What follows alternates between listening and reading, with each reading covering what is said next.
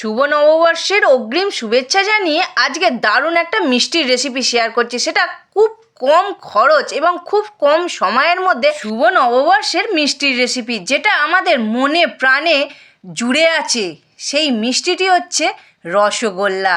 একদম নরম তুলতুলে স্পঞ্জি রসগোল্লা। বছরের প্রথম দিনই বানিয়ে ফেলো এরকম সুন্দর রসগোল্লা, আর পরিবারের মন একদম জয় করে নাও। আর কথা না বাড়িয়ে চলো দেখে নেওয়া যাক রেসিপিটা। আমি এখানে 1 প্যাকেট আমল দুধ নিয়ে নিয়েছি।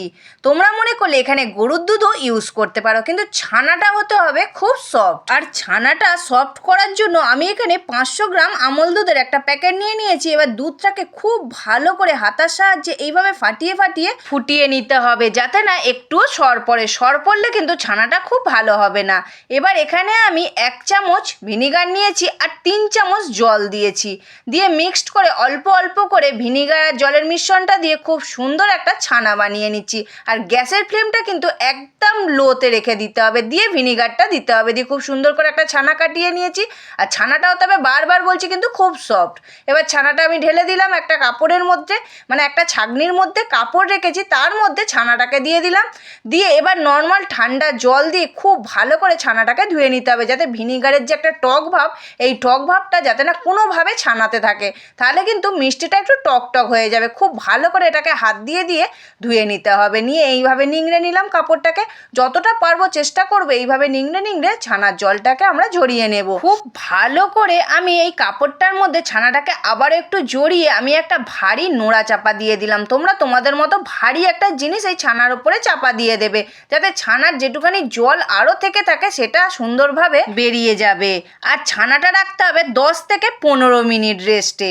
তারপর খুব ভালো করে কাপড় থেকে বার করে এইভাবে কিন্তু হাতের তেলের সাহায্যে এইভাবে চেপে চেপে চেপে চেপে সুন্দর করে ডলে ডলে মেখে নিতে হবে, যাতে একদম পুরো মাখনের মতো হয়ে যায়। আর ছানাটা যতটা মাখনের মতো হবে রসগোল্লাটাও হবে খুব সুন্দর।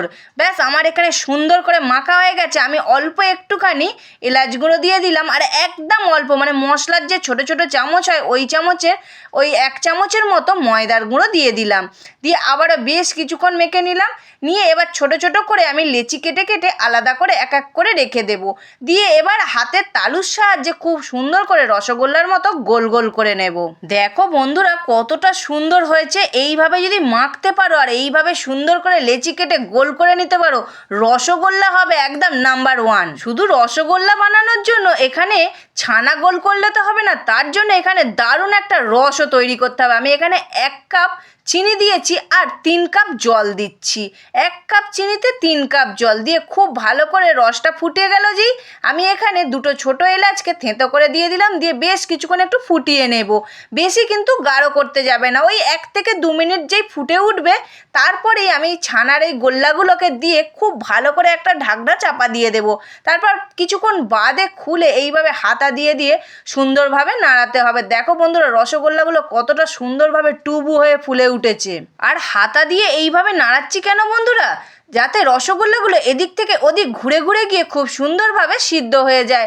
দেখতে পাচ্ছ বন্ধুরা কতটা সুন্দর হয়েছে। আমি গোল্লাগুলো দিয়েছিলাম কতটা ছোট, আর বড় হয়ে গিয়ে কতটা সুন্দর হয়েছে ফুলে, আর সেরকম নরমও হয়েছে। দেখো কতটা সুন্দর হয়েছে। গরম আমি হাত দিতে পারছি না, তাও তোমাদের একটা তুলে আমি দেখালাম কতটা নরম হয়েছে। এবার 10 থেকে 15 মিনিট রেখে দিলাম ওই রসের মধ্যে। তারপর একটু ঠান্ডা হতে আমি একটা পাত্রে এইভাবে তুলে নিলাম। আর রসটা হচ্ছে একদম নাম্বার 1, পাতলা রস, তার সাথে এরম গরম গরম রসগোল্লা, ওহ অপূর্ব লাগে বন্ধুরা। চটপট এই শুভ নববর্ষেতে বানিয়ে ফেলো। রসগোল্লার মধ্যে এমন রস ঢুকেছে, একবার মুখে দিয়ে কামড় দিলে সারা মুখ দিয়ে পুরো রস গড়িয়ে পড়বে।